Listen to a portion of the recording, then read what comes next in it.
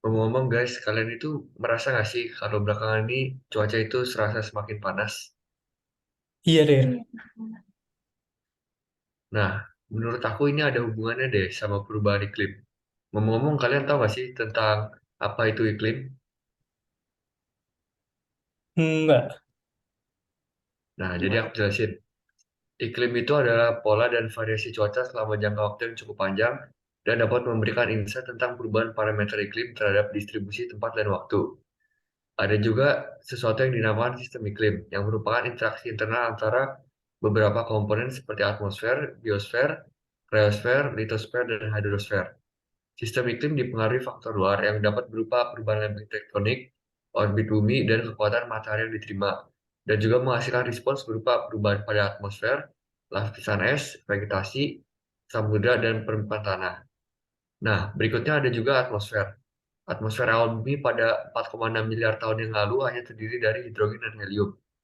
Atmosfer mulai berkembang dan dapat mendukung kehidupan seperti sekarang melalui proses bernama outgassing, di mana berbagai jenis gas dikeluarkan dari dalam bumi melalui bentuk letusan gunung berapi yang kemudian masuk ke atmosfer. Gas terhidup, gas tersebut menimbulkan efek rumah kaca yang menerima dan memerangkap panas dari matahari dan memanaskan suhu bumi sehingga kondisi iklim lebih memfasilitasi munculnya kehidupan. Perbandingan bentang atmosfer yang jauh lebih tinggi dibandingkan dengan tebal lapisannya menyebabkan mayoritas pergerakan angin yang terjadi adalah horizontal, seperti angin yang mensirkulasi panas bumi. Meskipun demikian, tetap ada pergerakan vertikal yang juga penting, seperti pada hujan dan evapotranspirasi. Oke, terus tadi kan udah dibahas tentang gas rumah kaca gitu kan. Nah, gas rumah kaca tuh sebenarnya berkaitan juga nih sama komposisi yang ada di atmosfer. Ada permanen, ada variabel, sama aerosol. Nah, kalau untuk permanen itu disebut permanen karena konsentrasi total itu tuh sama walaupun ada pertukaran di molekul antara atmosfer sama permukaan bumi. Ada tiga macam gasnya, ada nitrogen, ada oksigen, sama ada argon. Kalau misalkan nitrogen itu bisa nyebabin NO2 yang merupakan gas rumah kaca akibat aktivitas vulkanik. Kalau misalkan oksigen itu tuh 21%-nya itu isinya oksigen yang mana digunain untuk manusia bernafas, makhluk hidup bernafas gitu kan. Terus kalau argon itu sifatnya itu stabil, jadi dia tuh sulit bereaksi dengan unsur lain. Oke, nah tadi kan udah jelasin tentang gas permanen. Sekarang tuh ada gas variabel, teman-teman. Dan gas variabel itu tuh komposisinya bisa berubah-ubah. Yang pertama itu ada uap air atau H2O. Dan karakteristik dari uap air ini tuh adalah uap air memiliki residence time atau waktu yang dia berada di atmosfer itu maksimal 10 hari dan minimal 2 hari. Dan itu tuh tergantung pada letaknya pada garis lintang. Terus ada densitas uap air itu eh, bervariasi tergantung pada ketinggiannya di atmosfer. Makin dekat dengan permukaan maka akan semakin padat. Terus dalam proses kondensasi dan evaporasi dalam atmosfer banyak sekali panas yang diserap dan dilepaskan juga kembali oleh uap air. Nah, gas yang kedua itu adalah gas karbon dioksida.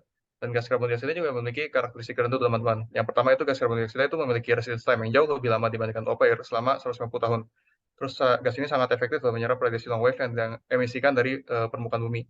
Dan konsentrasi gas CO2 ini semakin meningkat sebesar 18% semenjak 60 tahun terakhir akibat adanya polusi. Nah, aku mau melanjutin Jovian terkait gas variabel. Selanjutnya ada ozon atau O3. Terbentuk ketika molekul O2 menyatu dengan atom O, terdapat di lapisan stratosfer. Nah, ozon berguna untuk menyerap radiasi sinar UV. Ketika melakukan ini, O3 akan terurai kembali menjadi atom O dan molekul O2. Dalam jumlah yang banyak, ozon akan menjadi polutan. Selanjutnya ada aerosol. Aerosol merupakan suatu partikel yang ada pada udara. Aerosol bisa berbentuk cairan atau berbentuk gas. Aerosol terbentuk secara natural ataupun secara antropogenik. Aerosol sendiri memiliki residence time atau waktu tinggal beberapa hari hingga beberapa minggu. Selain menjadi polusi, aerosol berguna sebagai condensation nuclei yang membantu air terkondensasi menjadi awan. Selanjutnya ada gas-gas rumah kaca. Gas rumah kaca adalah gas yang berada di atmosfer yang mengakibatkan kurangnya panas bumi yang terbuang keluar angkasa sehingga temperatur global meningkat. Fungsi utama dari gas rumah kaca ini berguna untuk memaintain temperatur bumi pada suhu yang cocok bagi manusia. Ketika gas-gas ini berlebihan, akan terjadi efek gas rumah kaca, yaitu efek ketika gas-gas rumah kaca yang ada pada atmosfer bumi menyerap radiasi matahari yang datang dan mengakibatkan kenaikan suhu pada bumi. Contoh dari gas rumah kaca yaitu ada water vapor, CO2, CH4, NO2, O3, dan CFC. Nah, selanjutnya aku mau bahas dari sifat fisik atmosfer. Ada tiga yang mau aku bahas, yaitu densitas, tekanan, dan temperatur. Untuk profil vertikal densitas dan tekanan, keduanya ini bersesuaian di mana terkonsentrasi di lapisan bagian bawah. Nah, massa udara sendiri Sebanyak 99% itu berada di troposfer yang menyebabkan densitas di lapisan bagian bawah itu tinggi. Dan untuk tekanan udara juga berkurang secara logaritmik seiring bertambahnya ketinggian. Tekanan udara ini dapat disimplifikasi sebagai berat udara di atas sebuah objek. Nah, lalu temperatur atmosfer. Temperatur atmosfer ini jika ditinjau secara vertikal memiliki tren yang berbeda-beda yang menyebabkan adanya stratifikasi, yaitu troposfer dan mesosfer memiliki tren suhu menurun dan stratosfer dan termosfer memiliki tren suhu yang meningkat seiring bertambahnya ketinggian. Nah, untuk detail antar lapisan ini akan dijelasin oleh Ayas. Oke, thank you, Fem. Nah, jadi kan tadi udah dijelasin tentang density, pressure, sama temperatur atmosfer di tiap lapisan tuh beda. Nah, jadi untuk lapisan di atmosfer sendiri itu ada 4. Ada yang pertama tuh paling bawah troposfer, kemudian stratosfer, mesosfer, kemudian termosfer.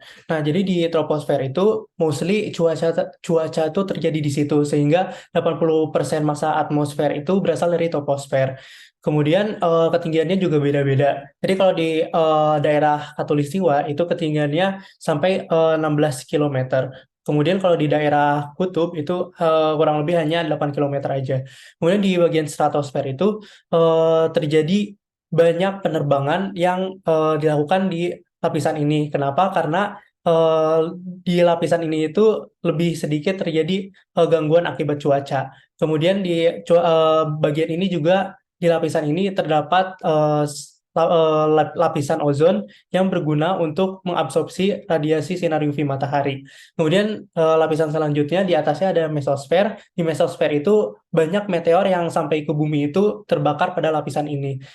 Kemudian dari yang lapisan terakhir yaitu termosfer. Di termosfer itu terjadi 2, yaitu ada ionosfer yang digunakan untuk memancarkan gelombang radio. Kemudian terdapat pula kejadian atau peristiwa yang disebut aurora yang terjadi di kutub utara dan selatan.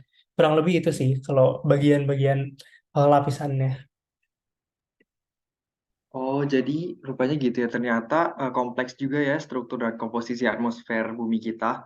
Nah, dari diskusi ini aku dapat insight sama pemahaman baru yang sangat berguna sih. Jadi aku tahu gimana hubungan dari atmosfer sama iklim kita. Makasih banyak semua yang udah ikut diskusi. Makasih semuanya. Terima kasih banyak guys.